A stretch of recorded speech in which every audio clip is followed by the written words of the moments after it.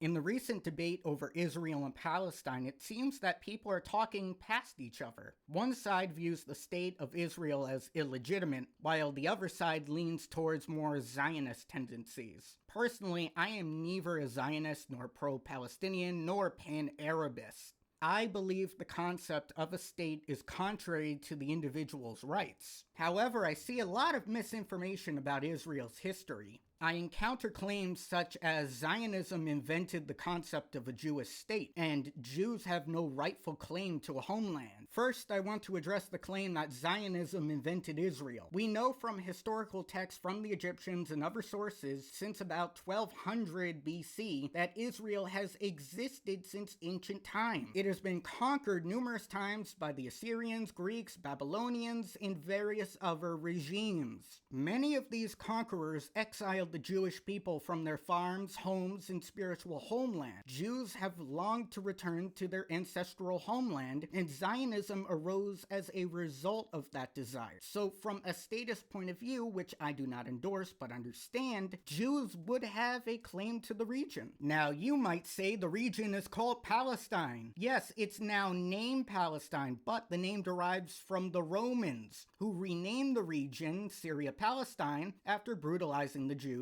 destroying their places of worship, and exiling them from their homes. Many nations thereafter have persecuted the Jews, often through pogroms and targeted genocide. In the 19th century, a movement called Zionism was founded. Zionists migrated to Palestine and began buying land, much of which was barren and desolate. During that time, the predominant power in the region was the Ottoman Empire, and many lands owned by Arabs were under absentee landlords in Damascus and Cairo. The Jews bought land, improved the soil, introduced the first irrigation systems, and built entire communities. The movement to return to their homeland was amplified by discrimination against Jews in Europe. In the 19th and 20th centuries, a new form of anti-Semitism emerged, often termed New Anti-Semitism, originating from German and French socialist philosophers. The book, The Socialism of Fools, The Leftist Origins of Modern Anti-Semitism,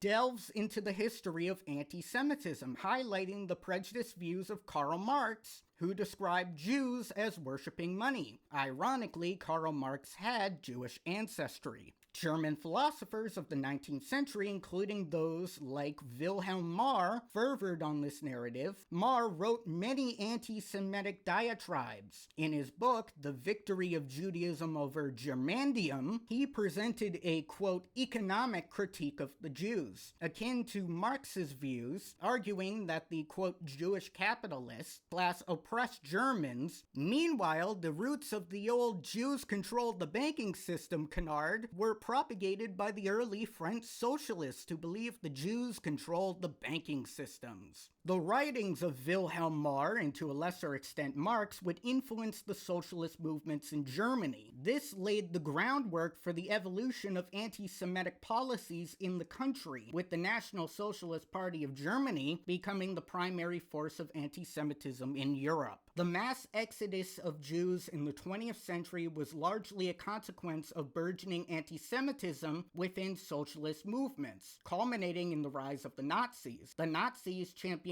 a doctrine of, quote, racial socialism, under which they outlawed interracial marriages and relationships and stripped Jews of their German citizenship. They believed this racial socialism was, quote, necessary, end quote, for the Aryan race. In their eyes, the extermination of the Jews was a step towards achieving the ultimate equality for the German people. As a result of the anti-Semitism fueled by the French and German socialist movements, 6 to 8 million Jews would perish in a genocide named the Holocaust. The Holocaust survivors subsequently turned their attention to the land of Palestine, seeing it as a potential refuge for their devastated community. The idea of a Jewish state had been in circulation since the 1890s, as previously mentioned in the context of Zionism. However, initial proposals often suggested establishing the state in places like Uganda or other regions that lacked the historical and cultural ties to the Jewish identity. One notable example was Franklin Delano Roosevelt's M Project, which attempted to settle Jews in South America. However, this initiative was also tainted by anti-Semitic motivations. After World War I, the region came under British control as a result of the Sykes-Picot Agreement.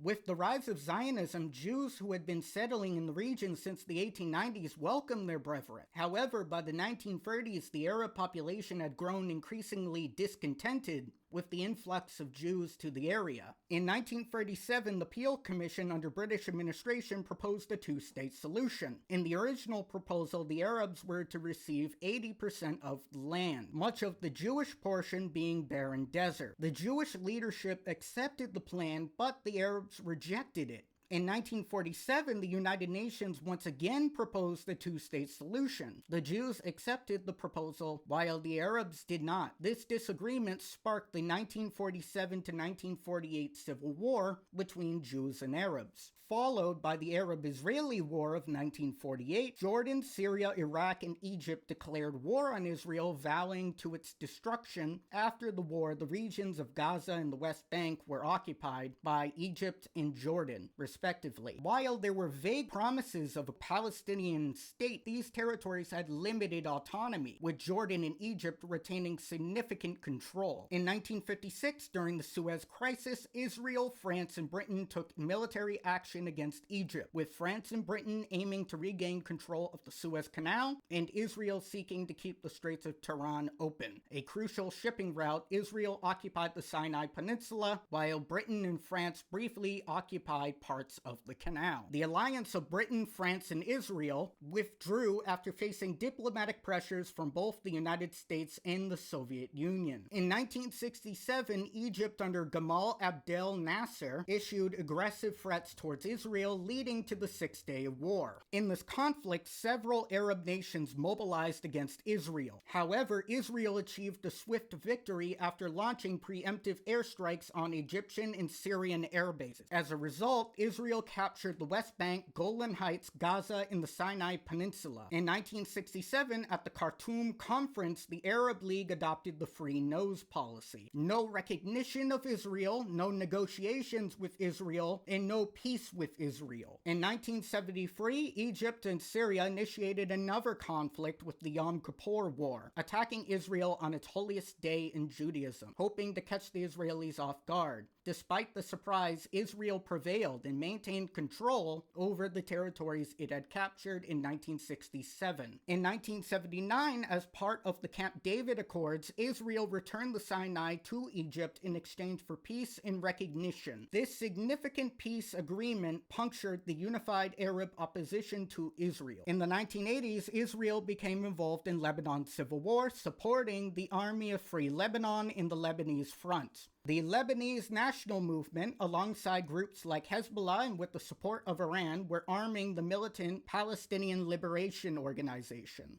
PLO was established in 1964 as both a guerrilla warfare organization and political party. Throughout the 60s, 70s, and 80s, they committed numerous violent acts. Notable among these were the Avimiman bus massacre, which killed 9 children, the Black September incident in Munich, Germany, which resulted in the deaths of 11 Israeli Olympic athletes, and the Molalat massacre, where 22 students were murdered in one of the deadliest school attacks in Israeli history. Originally based in the Kingdom of Jordan, the PLO shifted its operations to Lebanon after being expelled post the conflict known as Black September, in which the PLO attempted to overthrow the King of Jordan. In Lebanon, they continued their operations, especially during the Lebanese Civil War. From 1987 to 1993, the First Intifada unfolded, a Palestinian uprising against the Israeli rule, sparked by an accident where an IDF truck collided with a Palestinian car. Killing 4 people, the uprising escalated with numerous acts of violence. The period of tension and conflict made the prospect of peace seem distant. However, significant efforts to end the violence and achieve a resolution began with the 1987 Geneva PLO proclamation and culminated in the 1993 Oslo Accords. The PLO recognized Israel's right to exist, laying down arms and leading to the establishment of the Palestinian Authority. In 2000, Israel proposed a peace deal wherein Palestinians would gain control of Gaza and 94% of the West Bank. However, Yasser Arafat, the then president of the Palestinian Authority, declined the offer, which was followed by an outbreak of violence known as the Second Intifada. Despite this, in 2005, Israel unilaterally disengaged from Gaza. Subsequently, the Palestinian people elected Hamas, widely regarded as both a political party and terrorist organization, to represent them. This led to greater political division between Gaza and the West Bank. Despite the challenges, Israel again attempted to broker a peace in 2008, offering even more territory. The offer was rejected. With continued attacks from Gaza and the West Bank, Israel's political landscape shifted rightward, leading to the election of Benjamin Netanyahu, which marked a period of increased skepticism towards the peace process. In reflecting upon the long-standing conflict between Israelis and Palestinians, it's essential to recognize the nuances that underlie their tumultuous relationship. While it might be tempting to place blame solely on one side, the reality is that both populations have been let down by their respective governments. The radicalization and persistent reluctance to seek peace is a testament to the political shortcomings on both ends. Palestine had the opportunity to pave a way towards peace, yet choices made by their leadership kept the conflict alive. Similarly, Israel had chances to deter radicalization. Likewise, Israel had chances to deter radicalization, but internal politics and factions have steered them away. In this intricate web of blame in history, it's not solely one side that's the victim. True sufferers are the everyday people of Palestine and Israel caught in the crossfire of their government's actions and decisions.